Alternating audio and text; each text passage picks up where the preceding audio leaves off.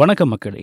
கடந்த சில நாட்களாவே நாடு முழுவதும் குறிப்பா டெல்லியில நீட் தேர்வுக்கு எதிரான போராட்டங்கள் தீவிரமா நடந்துட்டு இருக்கு. அதோட எதிரொலியா இப்போ சென்னையிலையும் மாணவர்கள் அமைப்புகள் சார்பா தொடர் போராட்டங்கள் நடந்துகிட்டு இருக்கு. சென்னை டி நகர்ல இருக்கிற இல்லத்துல சிஜேபி மாணவர்கள் சங்கம் சார்பா நீட்டுக்கு எதிராக ஒரு போராட்டம் நடந்துட்டு இருந்துச்சு. இதுல மாணவர்கள், பொதுமக்கள், சினிமா பிரபலங்கள், சமூக ஆர்வலர்கள்னு பல பேரு கலந்துகிட்டாங்க. அவங்களோட ஆதரவை தெரிவிச்சு பேசியிருந்தாங்க. ஆனா இந்த இடத்துல எதிர்பாராத விதமா ஒரு மிகப்பெரிய சர்ச்சை வெடிச்சிருக்கு. பிக் பாஸ் புகழ் ஜூலி அவங்களோட டீமோட சேர்ந்து இந்த போராட்டத்துல கலந்துகிட்டாங்க. ஆனா கலந்துகிட்ட கொஞ்ச நேரத்திலேயே அங்கிருந்து பாதியிலேயே கோபமா கிளம்பி வெளியே போயிருக்காங்க. அப்படி அங்க என்னதான் நடந்துச்சு, ஏன் ஜூலி பாதியிலேயே கிளம்புனாங்க, அதுக்கான காரணம் என்ன அப்படிங்கறத இந்த வீடியோல தெரிஞ்சுக்க போறோம். ஃபுல்லா இந்த வீடியோ பாருங்க, மறக்காம நம்ம சேனலை சப்ஸ்கிரைப் பண்ணி வைங்க. போராட்டத்துல கலந்துகிட்ட ஜூலி மற்றும் அவங்களோட டீம் ஜென்ஸ் டிஎம்கே அப்படின்னு போட்ட டி-ஷர்ட்டுகளை போட்டு உள்ள வந்திருக்காங்க. அது மட்டும் இல்லாம போராட்டம் நடக்கிற இடத்துல அப்போதைய முதலமைச்சருக்கு எதிரான துண்டு பிரசுரங்களை விநியோகம் பண்ணியிருக்காங்க.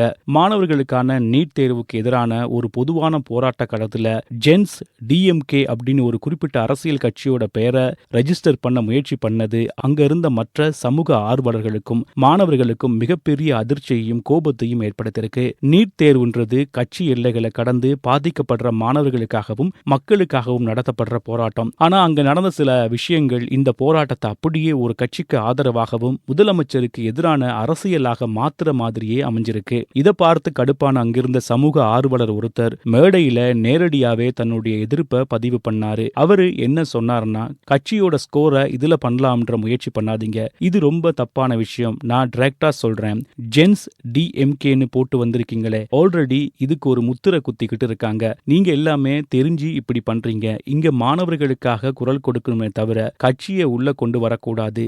கட்சி ஸ்கோர் பண்ண நினைக்கிறவங்க போராட்டம் பண்ணவே வேண்டாம், வெளியே போகலாம். அவர் இந்த வார்த்தைகளை சொன்னதும் ஜூலிக்கு அங்க என்ன பண்றதுன்னு தெரியல. தன்னோட டீமை கூப்பிட்டுக்கிட்டு கடுப்பாகி அந்த இடத்தை விட்டு உடனே கிளம்பி ஆட்டோ பிடிச்சி வெளியே போயிட்டாங்க. ஜூலி வெளியே போனதுக்கு அப்புறம் கூட அவங்களோட டீமை சேர்ந்த சில நபர்கள் உள்ளேயே இருந்து முதலமைச்சருக்கு எதிராகவும் கட்சிக்கு ஆதரவாகவும் பேசிட்டு இருந்ததா செய்திகள் வெளியாச்சு. கடந்த 2 நாட்களா இந்த போராட்டத்துல கலந்துகிட்ட ஜூலி கட்சியை உள்ள கொண்டு வரக்கூடாதுன்னு ஒரு சமூக ஆர்வலர் உண்மையை பேசின ஒரே காரணத்துக்காக இப்போ பாதியிலேயே வெளியேறியிருக்காங்க.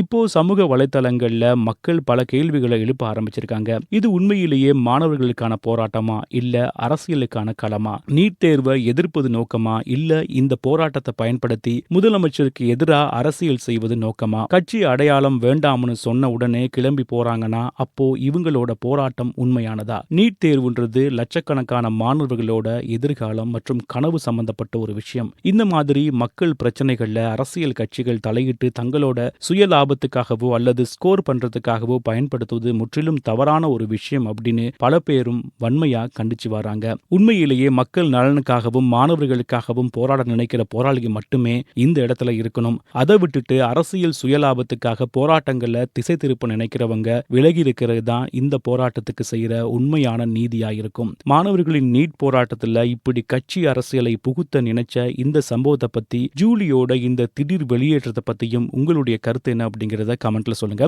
மறக்காம நம்ம சேனலை சப்ஸ்கிரைப் பண்ணி வைங்க. இன்னொரு வீடியோல உங்களை சந்திக்கிறேன். வணக்கம் நண்பர்களே.